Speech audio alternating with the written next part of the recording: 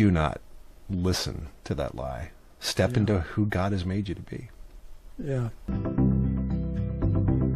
Welcome to the Wordsmith Forge Christian Fiction Podcast.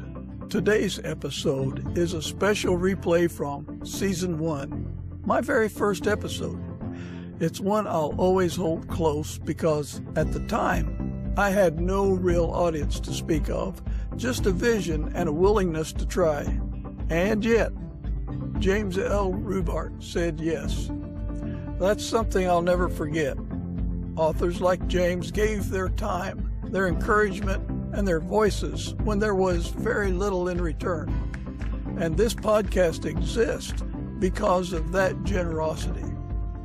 So today, we go back to where it all started. Let's get into it.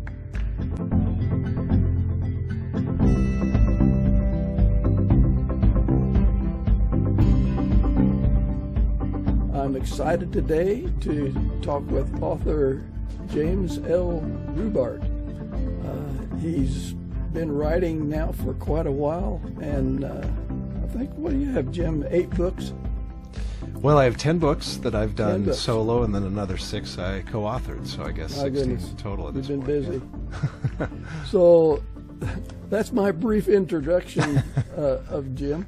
I'd like him to introduce himself and let us know what he's all about. Yeah, so my official bio says I'm 28 years old, trapped inside an older man's body, and that's probably pretty accurate. I still like to water ski. I go dirt biking with my sons. I hike with them. I play pickleball. So I'm very active and enjoy the outdoors a lot. And I do love to write. And what else would you like to know about me, Mike? Well, one thing you mentioned, you enjoy the outdoors. In God's creation, what is there within, say, 15 or 20 minutes of you that you like to go and kind of maybe restore your soul, or that you just appreciate where you live? I believe you're on the western side of Washington. We're actually in the eastern side of Washington. Yeah, we're in the eastern side of Washington, and I'll tell you something that I did this last summer that was unbelievably restorative to my soul. Myself and 3 buddies, we got in kayaks, and we did a 70-mile kayak trip up Lake Chelan. And if you're not familiar with Lake Chelan, it is to Stehekin. To Stehekin, yes. We kayaked up to Stehekin and back, and people were just looking at it like, are you guys nuts? But it was the adventure, that we wanted to go on, and had an absolutely spectacular time. That is amazing. I was in Stehekin this summer. Oh, you were? Okay. Yeah. But I hate to tell you, I didn't paddle. I climbed in a helicopter. Oh, my gosh, Mike. Good for you. Flew up there. That's a whole nother story. We don't want to get into that now. But that is beautiful country. I've been to Stehekin. I've been to Stehekin on 2 different occasions. Okay, so you know how stunning that lake is, and the mountains that come right down to the water, and it is. I may give I'll give our audience a couple shots of Stehekin when I do the editing of this, so they can see from the air. I love that. So, tell us, Jim, how did you get into writing books? Yeah, it all started a long time ago. I was 11 years old, and my mom got my sister and I the Chronicles of Narnia for Christmas, and I read those and just devoured them, loved them. Just, oh my gosh, to be captured and taken into this other world. And that's when the seed was born. I just thought, someday I want to try to do for others what C.S. Lewis did for me. Yeah. So I had that dream for a long, long time, and I was scared of pursuing the dream until the year 2000, and my wife one day announced she was going on a fast, and I said, what for? And she said, I don't know. And I said, how long are you going to do it? Till I get the answer, is how she responded. And I said, okay. And after 24 hours, I said, so did you get your answer? Nope. What's the question? I don't know. How long are you going to do it? Until I get the answer. And halfway through day 3, boy, the Spirit just spoke to me and said, Jim, I have designed you to be a novelist. When are you going to step into your destiny? And I turned to her in the car and I said, honey, I know you're fasting. I'm supposed to be a novelist. And she turns to me and she says, wait a minute. I'm hungry for 3 days and you get the answer. But that, Mike, that was the catalyst. That's the thing that made me go, wow, I have to step through this fear and step into it. And that's when I really got serious about it and started writing. So there was a lot of doubt. A lot of doubt. Yeah. Yeah. A lot of doubt. Because when I was a kid, I must have been 8th grade, I took journalism class, and they chose, out of the journalism class, they chose the people to be on the paper the next year in 9th grade. And I wasn't chosen. And I believed the lie that, well, you can't write. You don't have the ability. You have the desire, but there's no ability there. And so that was the voice I listened to for a lot of years. So if anybody is listening to this and saying, you know what, I can't cook, I can't start that restaurant, or I can't, whatever it is, I'm here to tell you, do not listen to that lie. Step into who God has made you to be. Yeah, that's fantastic. As we were talking a little bit before we started the recording, people are stymied by what they perceive. I'm not good enough. People will laugh at me. The worst thing we can do is listen to that self-doubt, and it talks to us all the time. Good that you're able to overcome that, and my goodness, once the floodgates opened, here it came. Of the books you've written, are there any that kind of stand out, saying, young boy needs to understand as he's growing up? I'm a believer that, let me put it this way. All of us are looking for identity, and all of us are looking for freedom. Yes. At our core, our deepest desires, and certainly a young man who is trying to figure that out with all the things coming at him. And I think that, and I taught this for a number of years, for many years, I taught this to authors. I said, everyone has a theme of their life, and we need to discover what the theme of our life is. And I took them through this exercise. I told people, if you tell me your 3 favorite movies, I can tell you the theme of your life. And when I do that for myself, the theme I come up with is reflected in my books. Every one of my books has the same thing. And I've done this with authors for years. And again and again and again, the theme doesn't matter what the story is. The same theme recurs because that's who we are at our core. Even if they don't know what the theme of their life is, it comes out in their books. And so really the theme of my life is freedom and identity. And so all of my books have that in there, is discovering your destiny, discovering your identity, stepping into that, and the freedom that comes with that. So I would say probably all of my books are applicable to young men who are trying to do that. And it's not something that parents know how to teach, right? And so the broad stroke is I think all of my books could speak to that in young men. I can understand that, and I like how you put that in themes. And of course I internalize that, and I think, so that's why I'm struggling with my 3rd book. Because I've taken something that I think would be a good idea, and I've started it 4 or 5 times. Now, I haven't let go of it. I think God keeps putting it back in my head. But I've written 2 books, and I can, although they're vastly different, there's still the same theme there. Okay. So there you go. So tell us a little bit about Rooms. Yeah, that was the one that started it all. So really, Rooms is the story of this young software executive that inherits this home down on the Oregon coast that turns out to be a physical manifestation of his soul. And so he is walking into all these rooms that are actually part of his soul. And I came up with that idea because when I was a young man, I read this little pamphlet, My Heart, Christ's Home, where when you invite Jesus into your heart, in this pamphlet, it was he goes to all these different rooms of your heart. And I always thought, oh my gosh, if you took that concept and blew it up and expanded it, you could have a really powerful story. So that's where the idea came from. And after my wife had done the fasting, I was praying, and I had a number of other ideas, and I was just praying and going, which story should I pursue? And felt like that was the one to go after. So could you give us an idea of some of the different rooms in a person's heart? I think there's a couple rooms come to mind.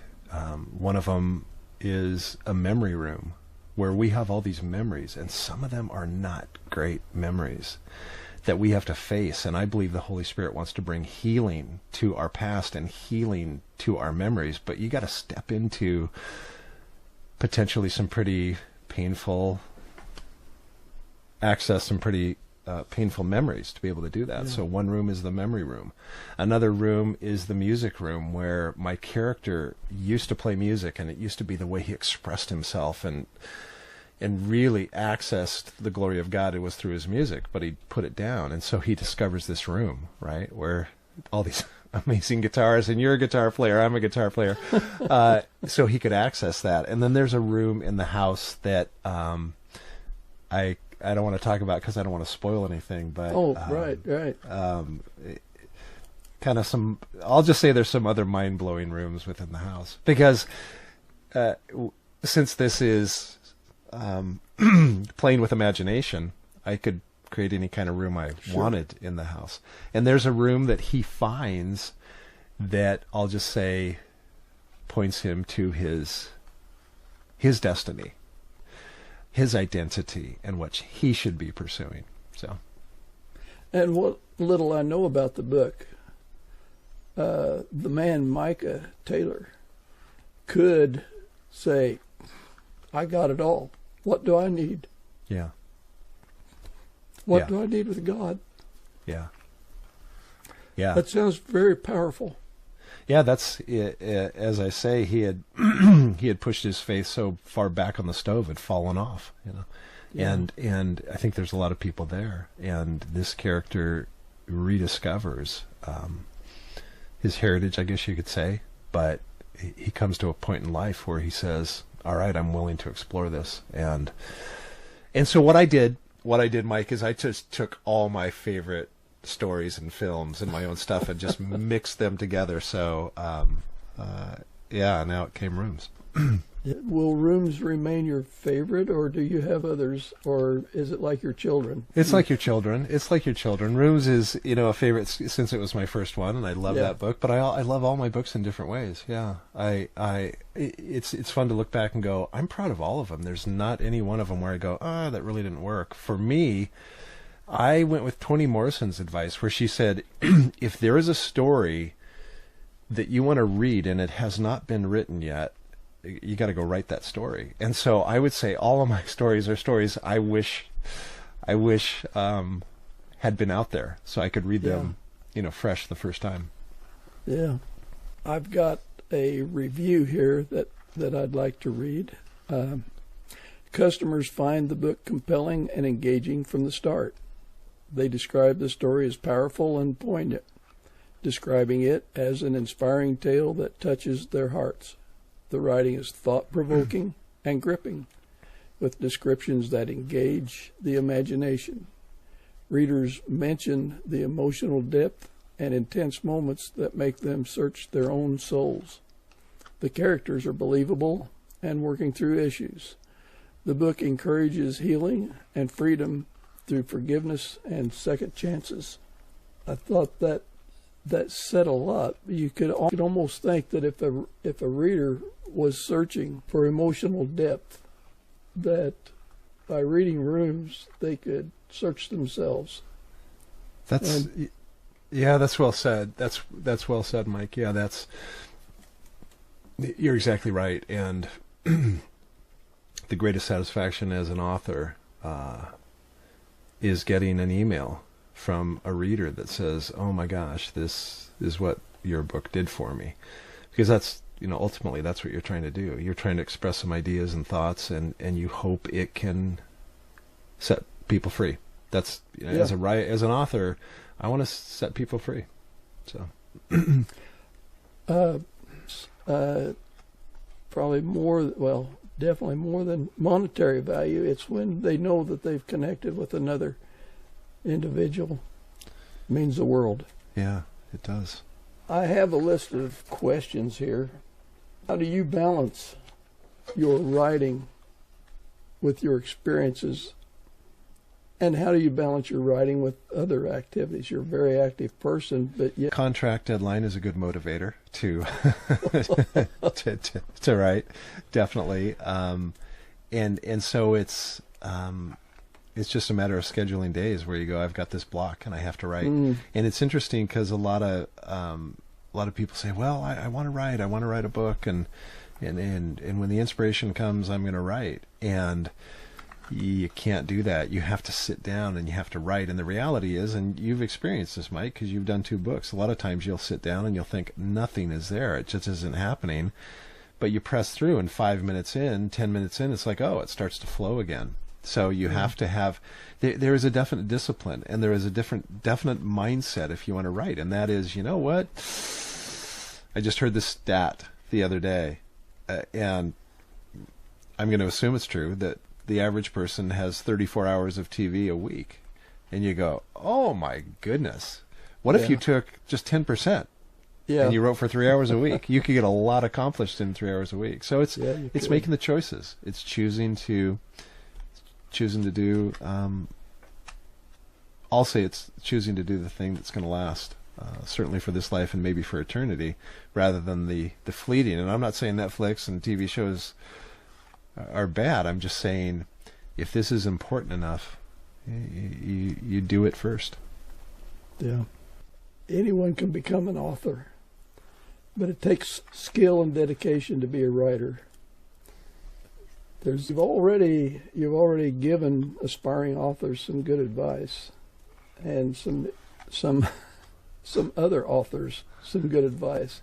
Writers can learn from it as well. Do you have any funny or surprising moments from your publishing process?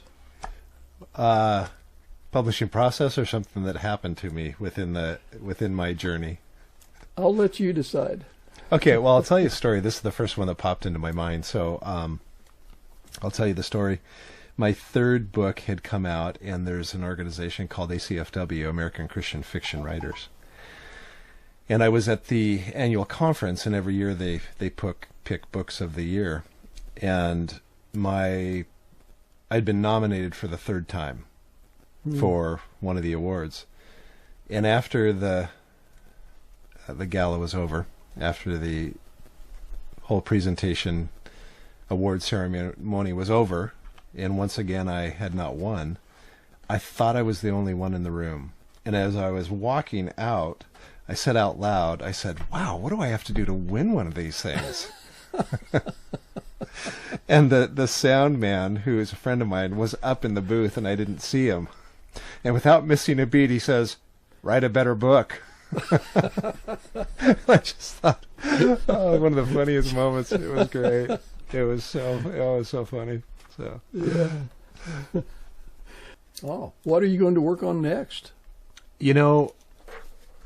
I'm not sure what I'm going to work on next. I'll tell you what's mulling around in my brain is I have a number of short stories, and I've never written short stories. I actually have one done that was a partial inspiration for Rooms. So I'm going to work on finishing up that short stories, but I'm thinking about coming up with a collection of short stories. And then the other project that is a potential is I have a good friend of mine who has invited me to collaborate on a book. So I'm considering working with him on a book that would be different from anything I've ever done, and would be really exciting because he's also a master novelist instructor and teacher. And I'm not going to say his name because you probably would know it, and a lot of your listeners would know it. I'm just going to leave it at that. But just enough to say that I learned, oh my gosh, I have all these books, and I learned to write from this guy. So the idea of me writing with him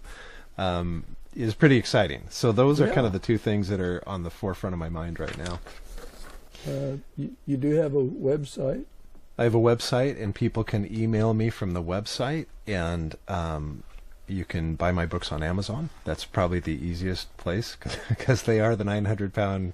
No, they're the 1,200-pound gorilla these days in terms of book sales. And so yeah, reach me through my website. And if people want to email me directly, I'm happy to chat with them that way too. And that email address is james@jameslrubart RUBART.com. So that's another good way. Then. Mike, there's something I would love to say to all your listeners. Sure. And we're going to kind of touch on something we already touched on before, but I'm going to repeat myself because I think it's so important. I have seen writer after writer after writer that is hesitant to step into their dreams. And one of the things my son and I did for 5 years, we had the Rubart Writing Academy, and we taught people how to do what I've done. And again and again and again, the biggest issue that the writers had was believing in themselves and stepping out and taking that leap of faith. And so this applies whether you're a writer, whether you want to take travel groups to Europe, whether you want to start that restaurant, whether you think, oh God, I've always wanted to hike the Camino, and you just don't think you can do it. I was there, and I never imagined in a million years that I'd end up in the Christie Hall of Fame. It's just kind of, it's still surreal for me to think that has happened. And so I just want to say that anyone who has a dream, I don't care what the dream is, writing, cooking, travel, athletics, whatever it is, do it. Go for it. Because there's this amazing story that Jesus tells where this guy goes away and he says to one guy, I'm going to give you 10 grand. Another guy, he gives him 5 grand. Another guy gets $1,000. And he says, take care of that while I'm gone. And the first guy takes the 10 and he turns it into 20. Next guy takes the 5 grand, turns it into 10. The guy with 1,000, he just buries it in the ground, does nothing with it. And he comes back and he goes, way to go, number 1. Way to go, number 2. Number 3, what are you doing? Why didn't you could have at least put it in the bank and got some interest off of it. And what I've always found fascinating with that story is there's not a fourth guy. There's not a fourth guy that tried with his 2,500 and failed. And so what that tells me, or my interpretation of that is the only failure is not trying. The only failure is not trying. It's not about whether you make 20 or 10 and double it. It's, did you try with the gifts you have and the abilities you have? Because there's varying degrees of ability. Some people are just more talented. That's just the way it is. But with what you have been given, have you given it a shot? And I think at the end of the age, Jesus is going to go, wow, Jim, you lost the $2,500, but man, you gave it a good try. Way to go. Yeah. So anybody out there hesitating, try.